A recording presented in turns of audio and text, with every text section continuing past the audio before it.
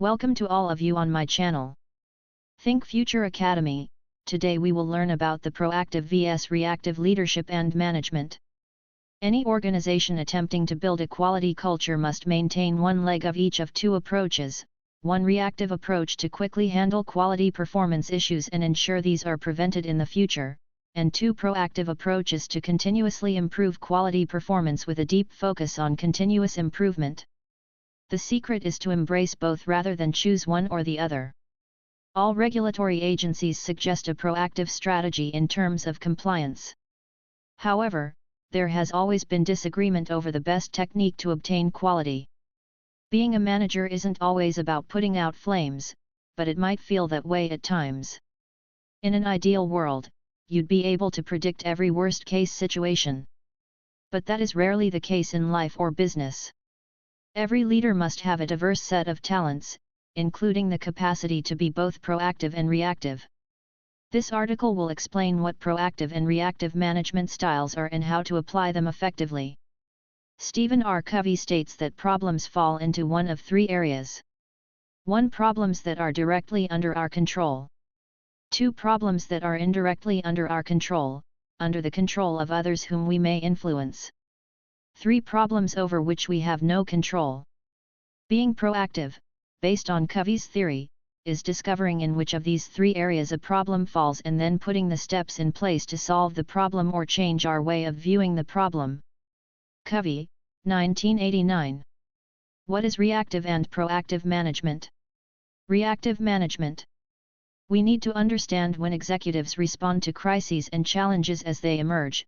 This is referred to as reactive management. Proactive management.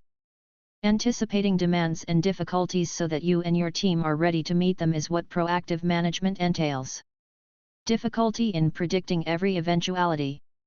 It's obvious, no leader or organization can always be proactive. However, if you are always reacting, you may spend a lot of time in firefighting mode. Your staff may become irritated since you did not prepare for expected obstacles.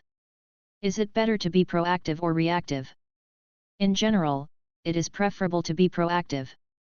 That is, you strive to anticipate issues so that your team is ready for them when they occur. An ounce of prevention is worth a pound of cure, as the proverb goes. Both leadership styles, however, have pros and cons. Leaders of the future must be adept at both proactive and reactive management techniques. This is especially true when the workplace evolves. The COVID-19 epidemic, as well as the trend to remote work, have heightened the demand for agile leaders that can swiftly adjust to changing conditions. What causes a reactive mindset? No leader arrives at work and declares, "I'm only here to deal with difficulties." Leaders want to be able to create a vision for their team, achieve their objectives, and assist others advance in their careers. However, external variables might have an impact on leaders, preventing them from being as forward-thinking as they would want. Every leader and every workplace face difficulty. However, when situations seem out of control, it's simple to become reactive. The tyranny of urgency has taken over these places. There are a few elements that contribute to workplace stress and urgency, which are as follows. Causes of reactive mindset are: Number 1. Culture of presenteeism. Number 2. Poor priorities. Number 3. Hyper-competitiveness. Number 4. Lack of resources. And Number 5 is burnout. A culture of presenteeism. Employees profit from time off from work. Morale diminishes when employees do not feel they can take time off, even when they are unwell. This show up no matter what culture is harmful to the workplace. Poor priorities. A defined set of priorities benefits teams.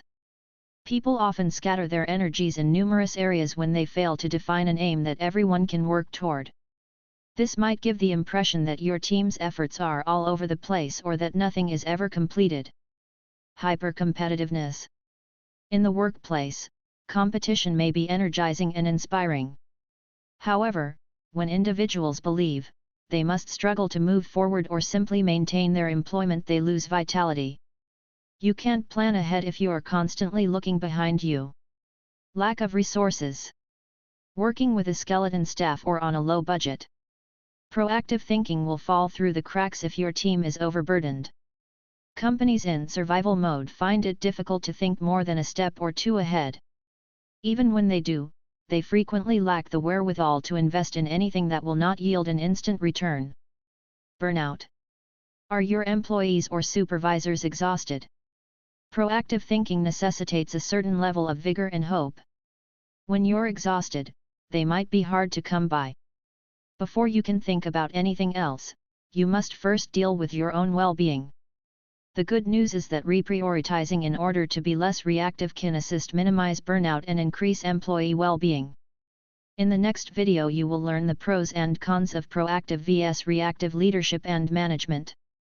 I hope you enjoyed this video, and before leaving, if you have not already subscribed this channel, make sure to subscribe, like and hit the bell icon to get updates when I post new videos. Provide your feedback in comments. You can download material from the below links under video.